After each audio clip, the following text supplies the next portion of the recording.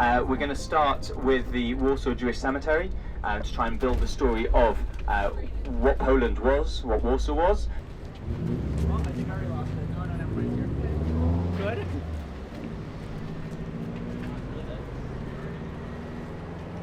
Warsaw is really the capital of Poland, but it was the capital of European Jewry. This is an Am Yisrael story. This is the story of the Jewish people. This is about all of us. There wasn't a Holocaust until it happened, and those 6 years of Jewish history that happened here do not get to define the 900 or so odd years which came before it. All right, come with me. I'm going to go quietly. Try not to disturb you. Blessed are you, Hashem, who revivifies the dead. I'm going to say it now in Hebrew, you can all say amen afterwards.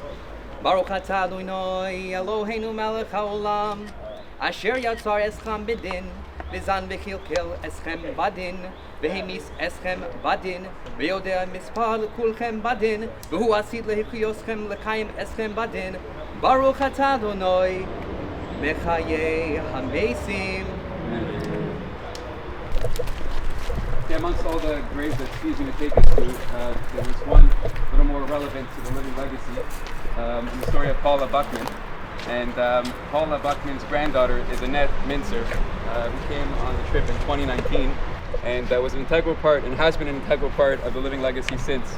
More than 100 members of Jack's extended family perished in concentration camps. So after the war, the family took the opportunity to move Paula's body here. And what a tribute to Paula and everybody who passes by, to right at the foot of the cemetery to be able to pay respects. So thank you for listening, because it's meaningful to me, because Annette and her husband Mark are a big part of the living legacy.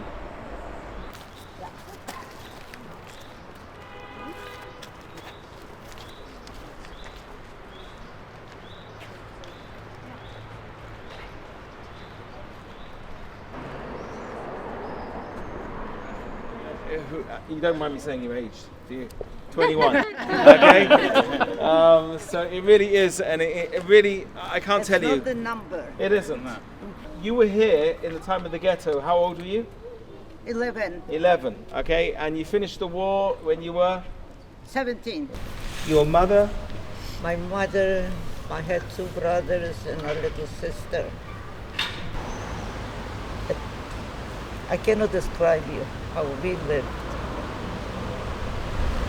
Sometimes when we went out to the street, we just looked, all the Germans are around.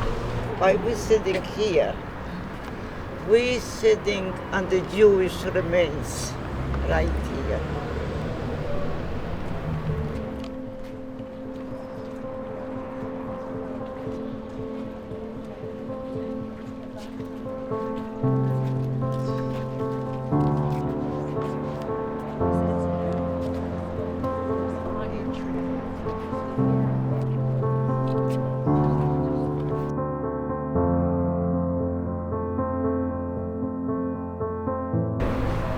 Who you are meeting.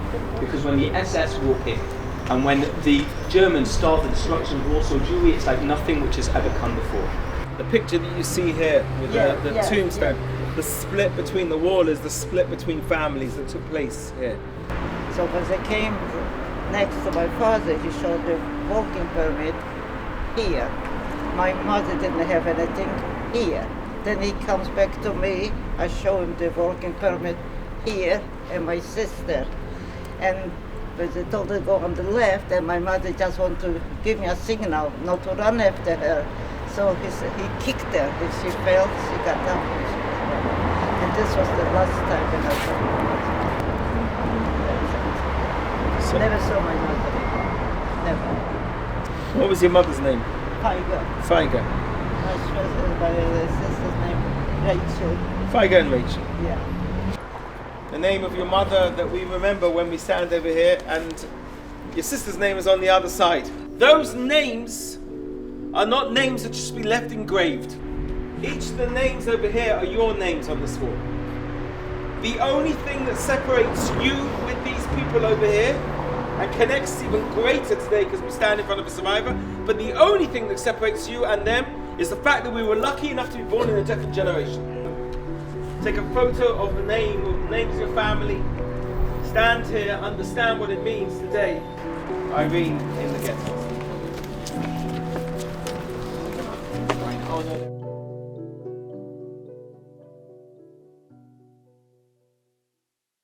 Miller 18 is where we are now, which I'm sure many of you have heard of. One day she says, "You have to do me a huge favor." I said, "Yeah, sure." I didn't even ask, "What is it?" Next day she comes and she has a little package. And she said, "This you have to take to Miller 18. And I turned around and I ran to Miller 18 at the second floor. I knocked at the door, I gave the number. A young boy, maybe 60 years old, opened the door. I hand over the package and ran back. And I still didn't know exactly. I knew it was something, but not exactly what it was. 2 days, 3 days later, with those bullets, they killed 2 Germans. The Germans came, but they wouldn't surrender. What they did, the Germans, that's why it's the monument, they burned the building down with the kids in them. And that's why we have this monument. Your first day in Poland is a day of destruction, at the same time a day of rebuilding, because you never end off on the low. You end off as the Jewish people always with that positive, always with that hope. The fact that we have here 70 Jewish people today that are standing in front of the Rappaport Memorial, there can be no greater words that are pounding out of this place. And as we remember all the terrible things that took place up the road over here, but we have to remember at the same time, we take our inspiration from them and we understand those 3 words. Ayam Yisrael,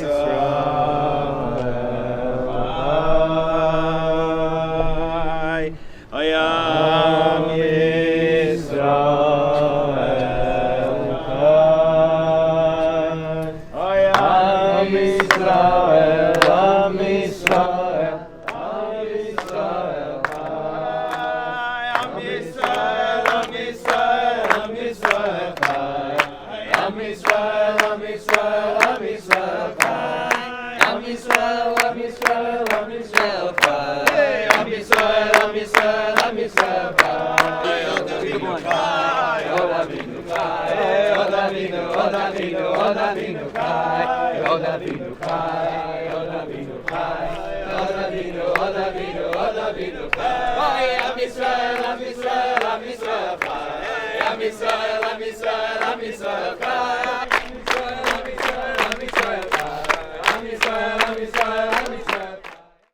Okay, the river here is going to make Tiktin the most important place in this area of northeastern Poland. And now you've come to really the heart of the Jewish side of town. And it's relatively a tiny Jewish community. About maybe 1,000 people getting together and building this. The Arna Kodesh is the centerpiece of the Beis Knesset, but so are the people, right? There's no, as much as beautiful as this is, if the shul does not have the people inside it, what is it worth? But once you step in here and you sing, it's a Beis Knesset, it's a synagogue. It's a synagogue or a museum, it depends on context, and that sort of beating heart that we talk about is putting ourselves in it.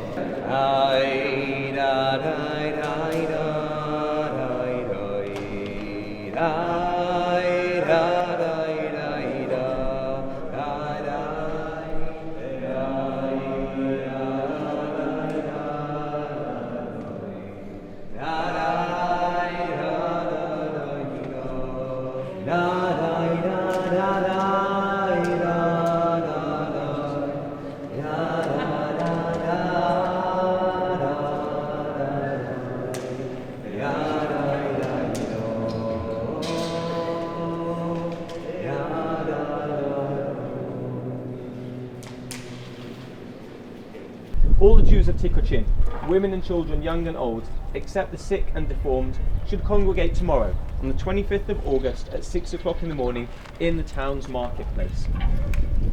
And that is exactly where we are standing. arriving here to the edge of the forest in a place called Lukova. Now we're going to head inside the forest to follow in their footsteps.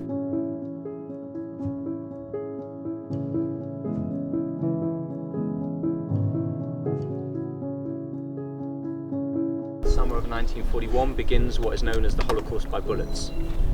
Till this pit, and that pit, and the other pit over there are full of the Jewish community of Tikuchin in their entirety.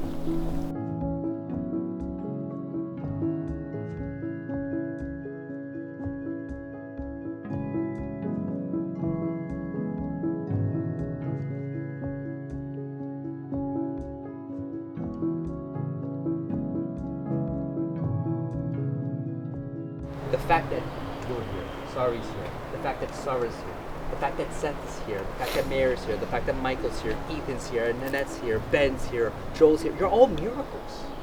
Do you understand? It's a miracle that we're even here. We're all living miracles.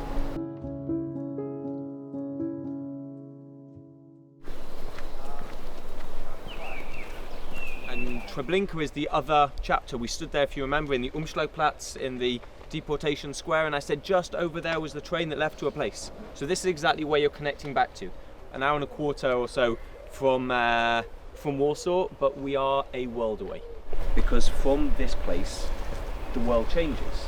Because the numbers that you're talking about in a place like this, somewhere close to 900,000.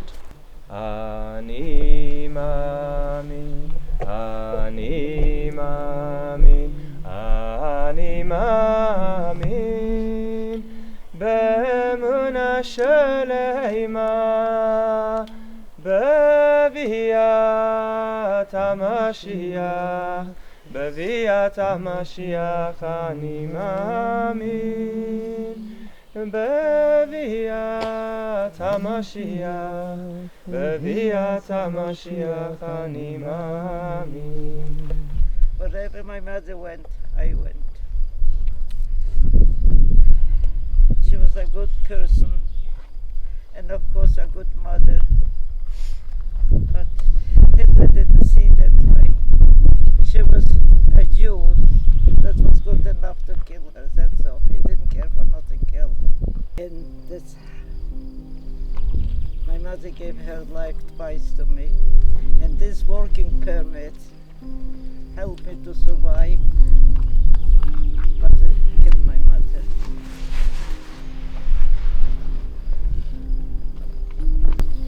I think we've got surrounded by an extra level of family to come somewhere like this and to come and give honour to your mother and to your sister, because we get to walk where they were and to recognise who they were amongst two names, Veige, Racheli, amongst the unimaginable numbers of a place like this. It's already so many years and I still cannot talk about it.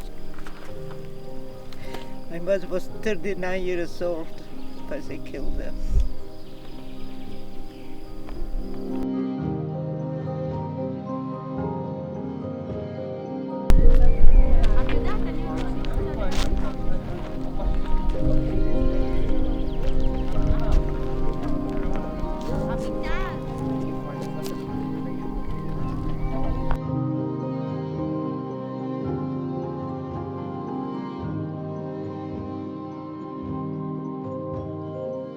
The idea, the intention of erasing our very existence is exactly what takes place here.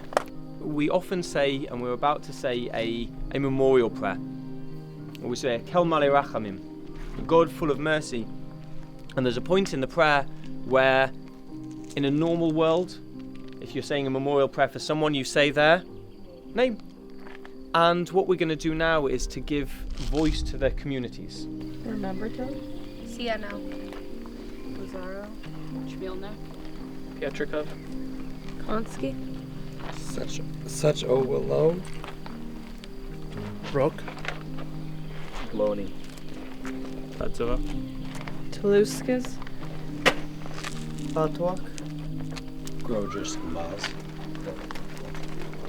Amo bavor shin mispalalim kan Badas kata nishmasam began eden Tehe menuchaso Menuchasem lechem bal harachamim Yastiru beseser Kanafal leolamim Leitzro betzro hachaim es nishmasam Hashem hu nachlaso Ve'anuch beshalom al mishkavo Ve'nomar amen Ya'aseh shalom, Ya'aseh shalom, Shalom aleinu ve'al kol Yisrael. Ya'aseh shalom, Ya'aseh shalom, Shalom aleinu ve'al kol Yisrael. Ya'aseh shalom, Ya'aseh shalom, Shalom aleinu ve'al kol Yisrael. Ya'aseh shalom, Ya'aseh shalom.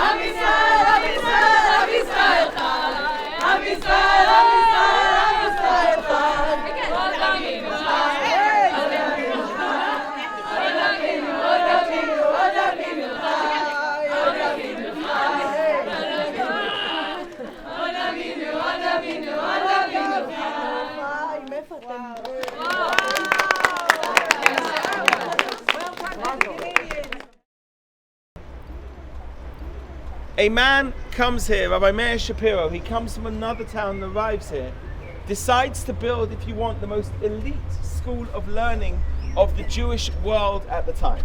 And my grandfather built the top floor. You see, it looks like an addition or whatever.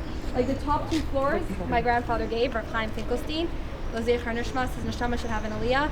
And then the yeshiva started. So I just thought we were very excited. We're very excited to come visit.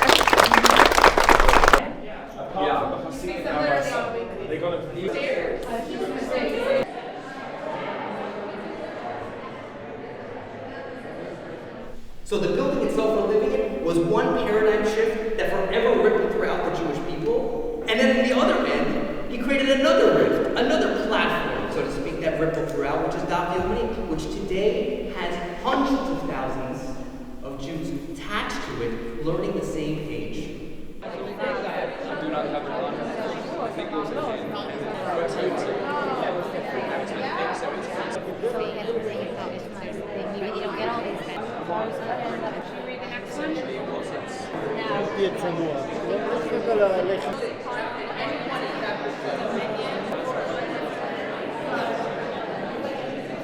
What song were they singing? One of the songs that Rabbi Meir Shapiro had composed, standing on the verge of the Second World War, of the words of the unbelievable horrors, and this is what they're singing. We're gonna overcome. We're gonna beat you. Try and repeat.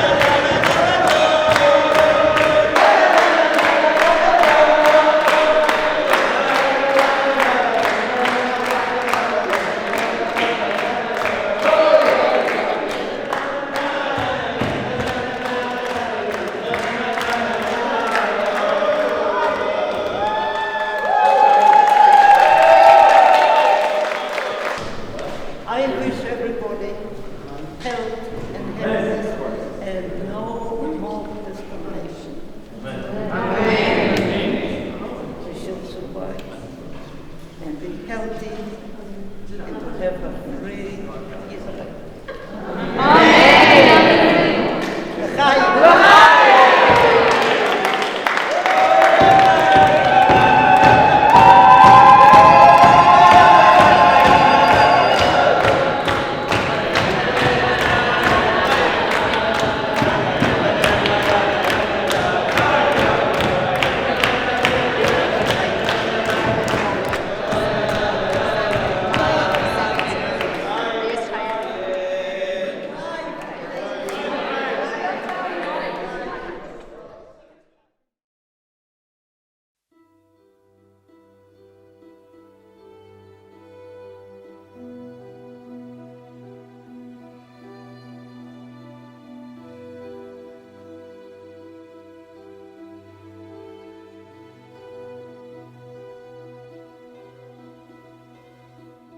It's a challenging switch to make from where we just were, sitting having a l'chaim in Yeshivat Chachmei Lublin. 1943, the end of April.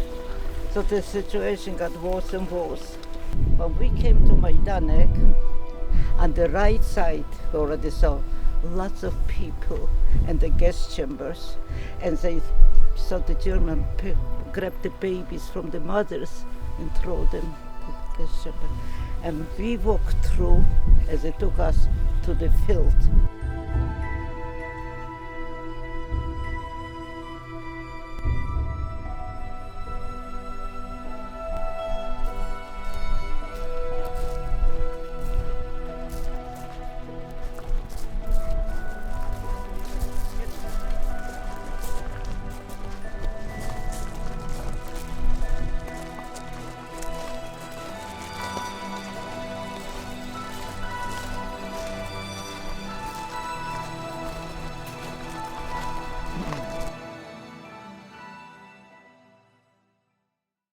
So we said to each other, one group comes out, the second group won't come out already, but we had no choice.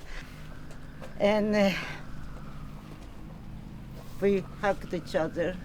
Our wish was we shouldn't suffer too much. When we went into the showers, they told us to get undressed and leave everything, just the shoes take, otherwise leave everything. I've not marched with anything. I've come with very little here. They've now taken everything off me. So what now do I need to break down after I've lost all of my stuff because the Ukrainian guards and the Germans have stolen everything? First thing I'm going to do is I'm going to cut off all your hair. Anything. It all belongs to me. You belong to me now.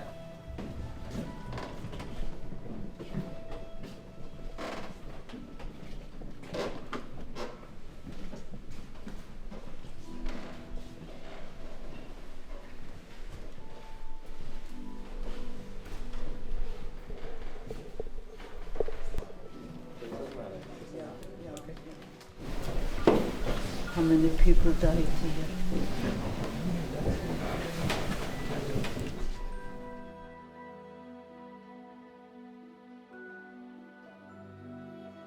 Only one girl went in. She said, I want to get over with. When she went in, she opened it, was when she started to scream, it's water, it's water, it's water. Then everybody came in and showered. Well, we were sure it's good. So it was a big relief? Yes, it was, so we showered. Did you drink the water? Did you put your mouth up to the water? Yes. Yeah, you did? Yeah, because we didn't have water for weeks, we didn't have anything.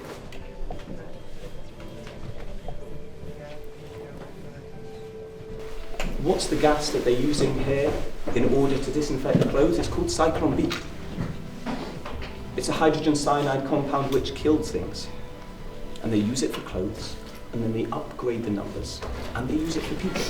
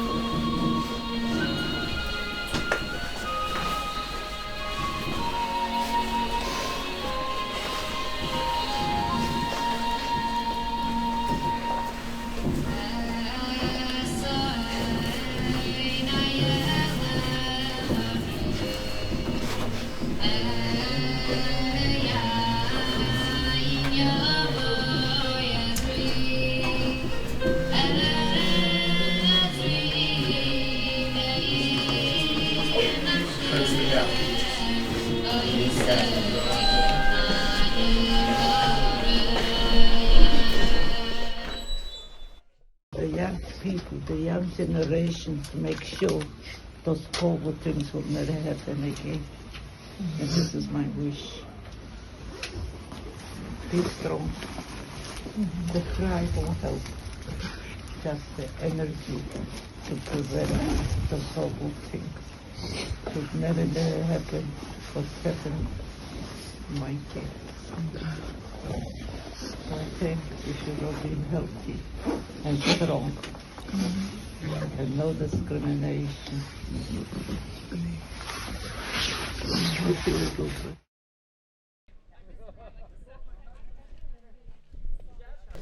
Here on the edge of the cemetery, and the person that we're about to encounter, Reb Elimelech of Lezhansk, the concept of a Rebbe in Chassidut is an acknowledgement that there are certain people in the world who have a heart which is so big that can make space for more than just them and their own. That it expands and expands and expands for the entire Jewish people, for the entire world. Lots of walking in and out of cemeteries.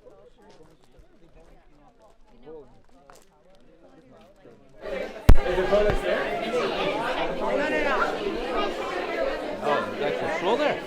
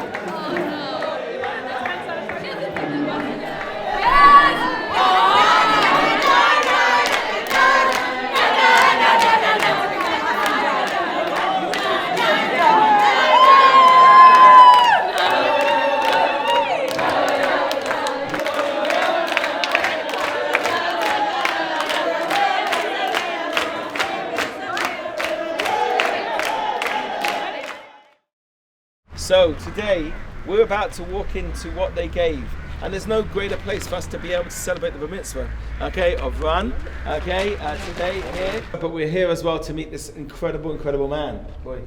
Okay, this is Mirik. Everyone say shalom to Mirik. Shalom. Okay. אבל היום יש לנו פה אישה קדושה, ניצולת שואה, ואני שמח שאני יכול לראות.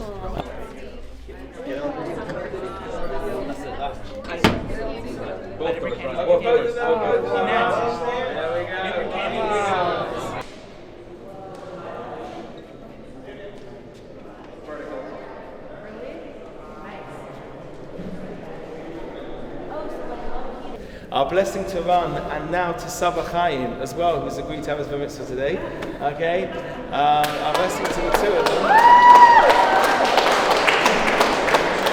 It's a very special moment for us to be able to do this and to be able to know that we're having a bar mitzvah back in this shul. Right, you're going to take this over your head.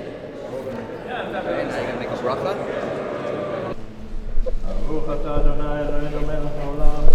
נתן לנו תורת אמת וחיי עולם נתן לתוכנו ברוך אתה אדוני נותן התורה אמן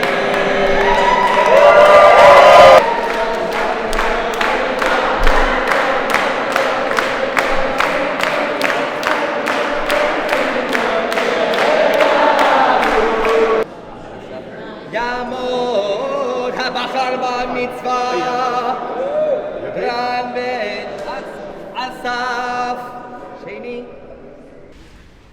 ברוך אתה אלוהינו מלך העולם אשר נתן לנו את תורת אמת וחיי עולם נטע בתוכנו, ברוך אתה אדוני נותן התורה.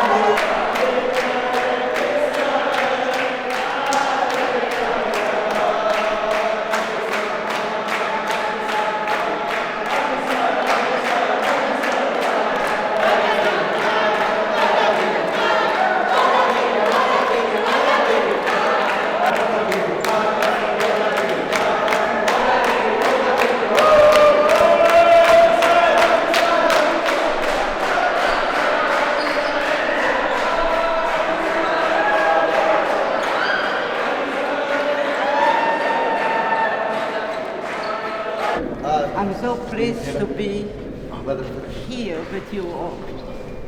And God should bless all of us. Amen. Have a happy Israel, health, and no more wars.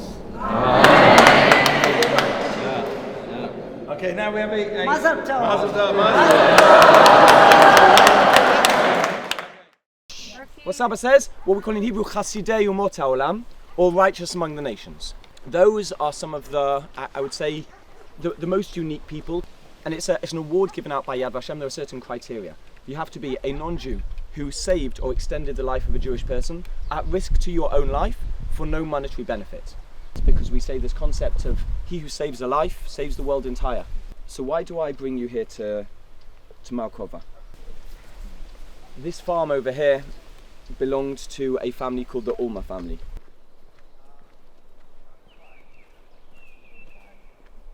Yitkadal v'yitkadash Shmei Rabbah B'alma tivrach Yirutei v'yamlich malchutei B'chayeichon u'v'yomeichon u'v'chayei D'chol Beit Yisrael Ba'agala u'v'zman kariv v'imru Amen. Yehi Shmei Rabbah mevorach Yehi Shmei Rabbah mevorach le'olam u'l'almei almaya Yitbarach v'yishtabach v'yitpa'a v'yituam v'yitnasei V'yitada v'yitale v'yitalal Shmei D'kudsha b'richu Leila min kol berchata v'shirata Tishbechata v'nechemata Yamiran ba'alma v'imru Amen. Yehi shlama rabba min shemaya V'chayim aleinu v'al kol Yisrael v'imru Amen.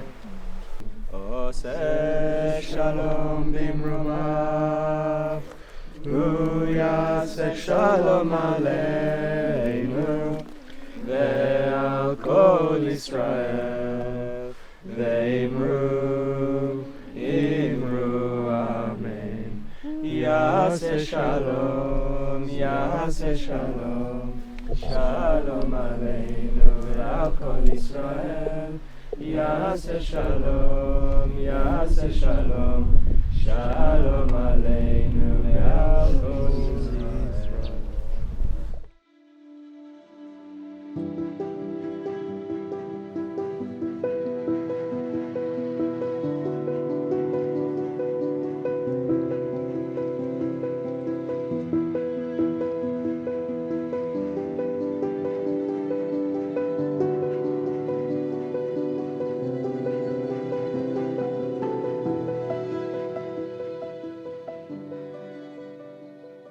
And the mitzvot, the thing that they are doing, which is connecting them back generations and generations to say the same thing which happened when Haman turned around and said he wanted to get rid of the Jewish people.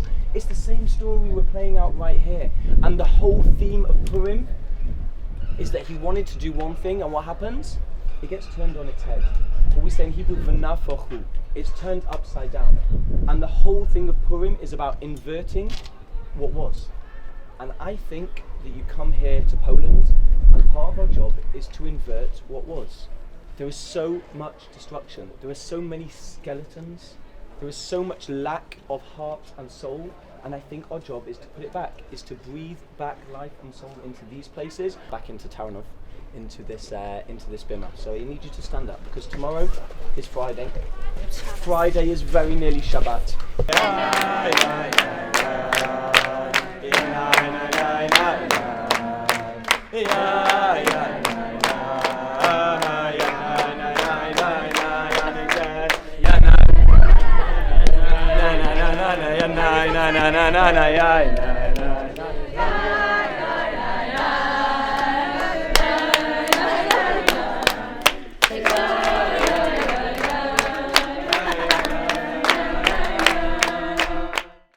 At what point does someone turn around and say, I have no hope left? At what point does someone turn around and say, that thing which is the most precious to me, I'm going to entrust to somebody else? Some of them left behind the things they wrote at the very last moment. Their last moments that reached its destination at a time by which they were no longer in this world. Listen, at the very last moment. Remain strong spiritually. Rise for your safety for the children you purpose.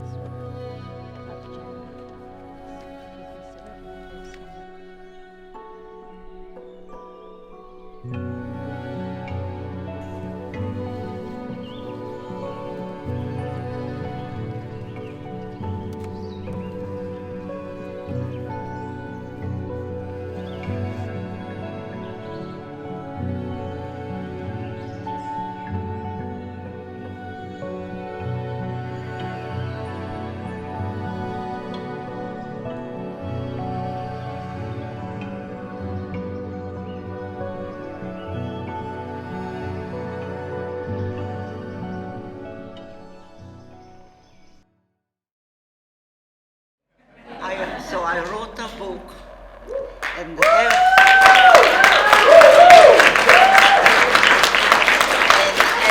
one of you gonna get this book and read it and spread what happened. Should never happen again to nobody. So this is my gift to all of you.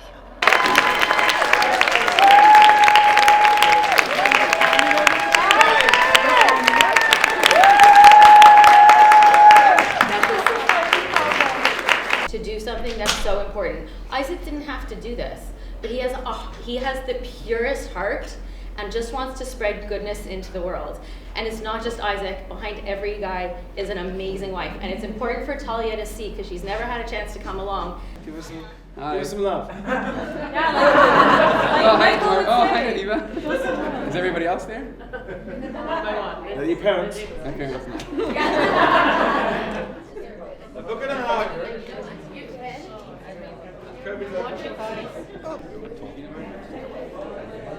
Thank you so much.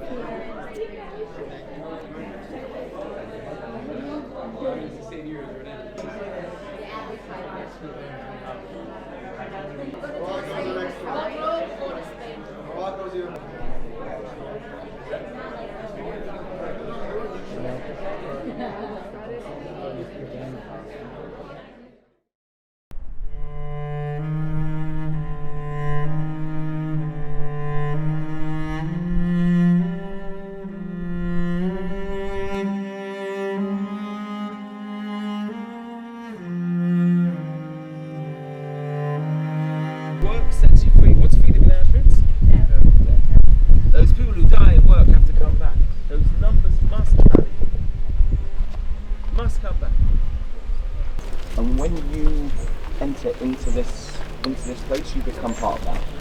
You become part of the people who, we need symbols, we need something that we can hold on to.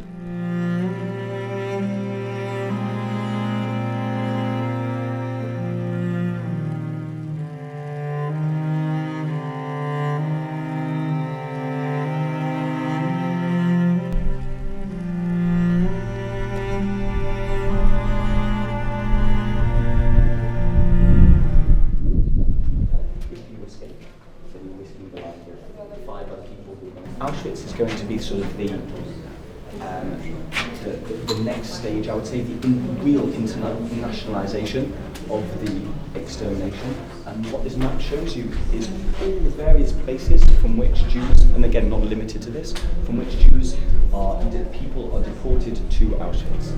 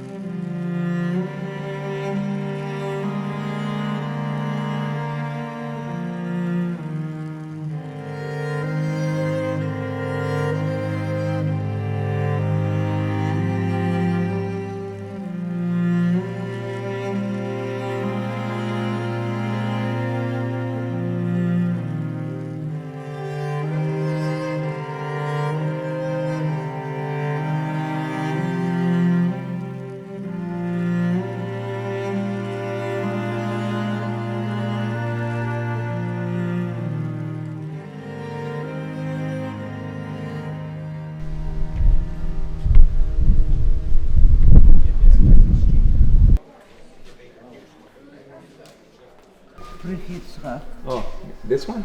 Yeah.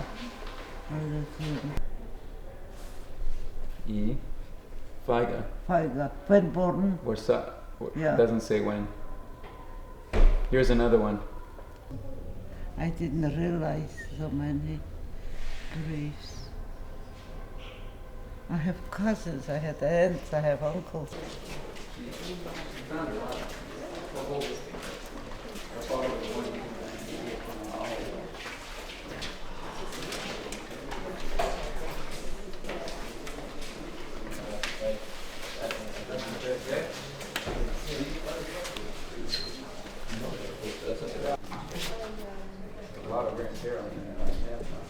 It's online.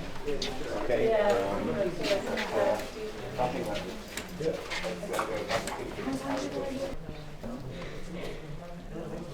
We found? Here.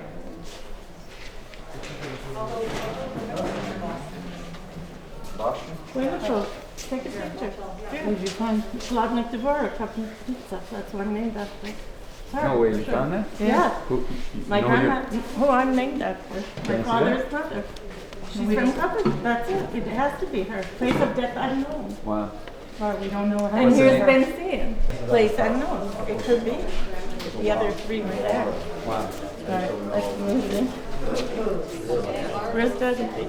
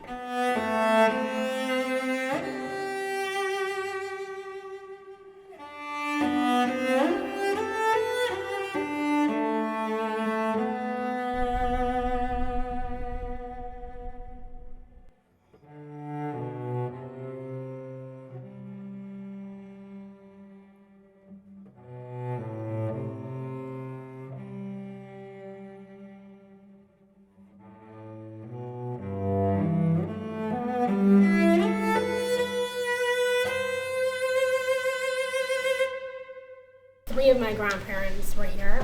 One of my grandparents died before I was born, but the other three I was incredibly close with. And we really never spoke about it. In Auschwitz, you didn't know whether you would be still alive in the next hour. From where we were in the gypsy camp, we could see women in the other camps. They were not treated any better than we were, sometimes even worse.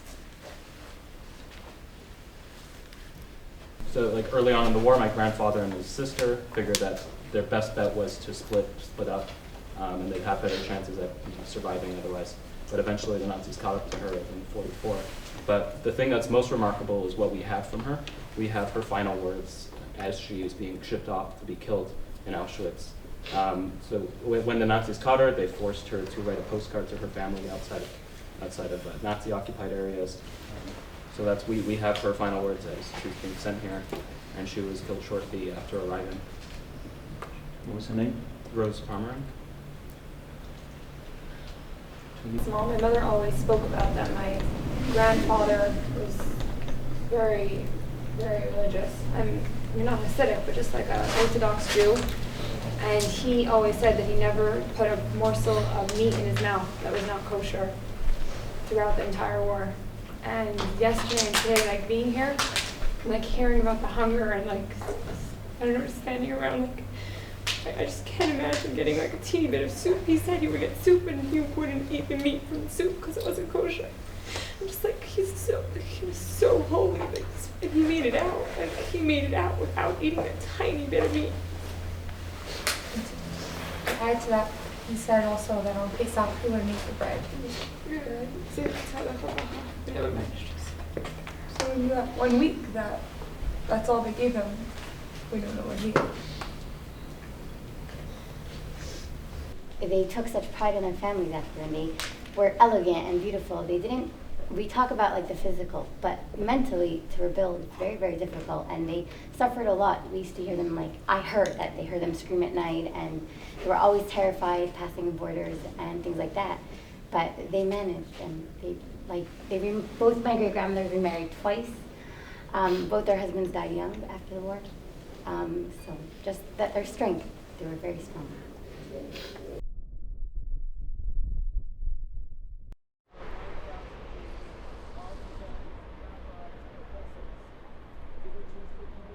You're in the square where the Jews would be rounded up in.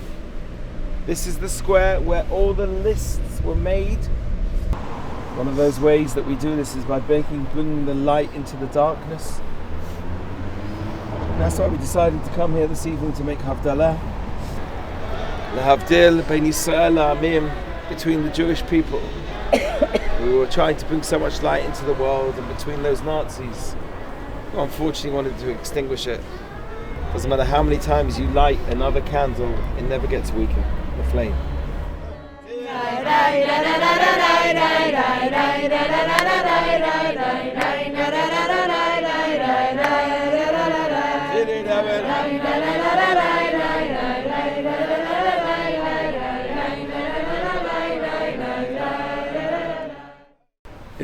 It's absolutely phenomenal feeling to be able to spend Shabbat and this entire week with everybody. We've made new friends, new bonds, new relationships.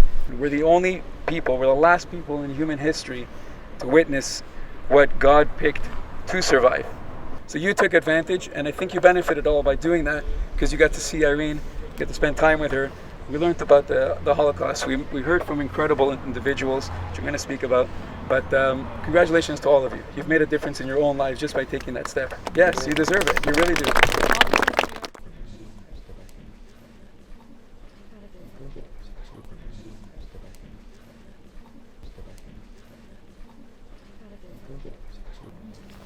Now, as we said, it's an incredible feat. 1,200 Jews now that were alive at the end of the war because of the Schindlers. Of which, on top of that now, if you now sort of look at the numbers that are alive today, we're talking about over 7,000 Jews that are around today because of Oskar Schindler and his wife, who did what they did.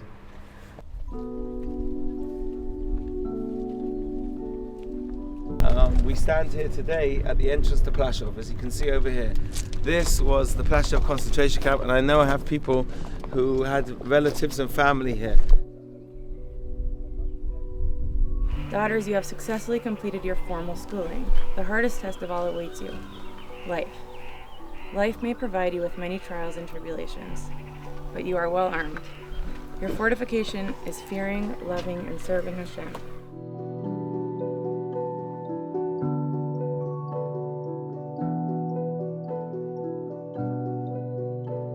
And he did this with a group of 80 school children from England, and at that point he said, I'm handing over this Torah to you, because we say it's an inheritance for each and every one of us. Been here for a week and we've had a lot of soul sort of dragged out of us, and I think that when you stand here we say we need a bit of that restoration, and that restoration comes from each and every one of us, and I think that for us to be a part of that today, to reaffirm that it belongs to each and every one of us, no matter who we are, no matter where we come from, no matter how much of it we know, it's something which belongs to us, and I think this is the point to affirm that it's ours and say Ki mitzion tetzei Torah udvar Hashem Yerushalayim. Ki mitzion tetzei Torah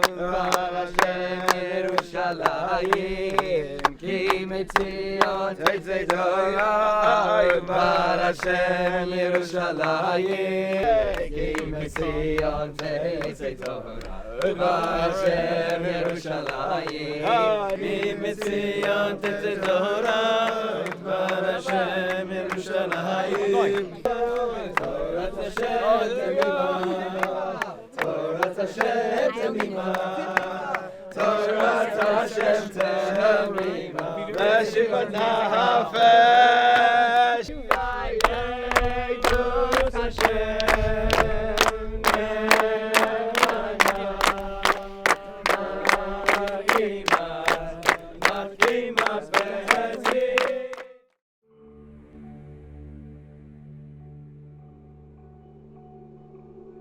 It's absolutely incredible. I cannot describe how meaningful it is to be on this trip with Irene, a survivor. It's unreal. Like, you have to come on it. You have to take this journey with a survivor while we have the last few opportunities to travel with a survivor. There's nothing like it. To hear these accurate testimonies with a survivor while they're still alive, and to learn about it from an emotional standpoint of actually being there and feeling it with her, I think is the most important aspect of learning about the Holocaust and learning about Jewish history for me. The fact that we have survived and that we sit here today as free Jewish people is because of what the choices that Irene made and her father made. You have this unbelievable gift to be able to be here with her, to be able to hear her story here. But you come here as well to be inspired by that will and that drive of what it means to be a Jew. But you now know what your responsibility is. It's to go home and take that inspiration and pass it on to the people around you and the next generation as well.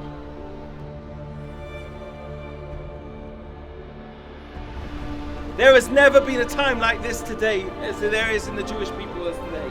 Never have there been as many Jews living in the land of Israel as of today. Never there has been so much Torah being learned all around the Jewish world as of today.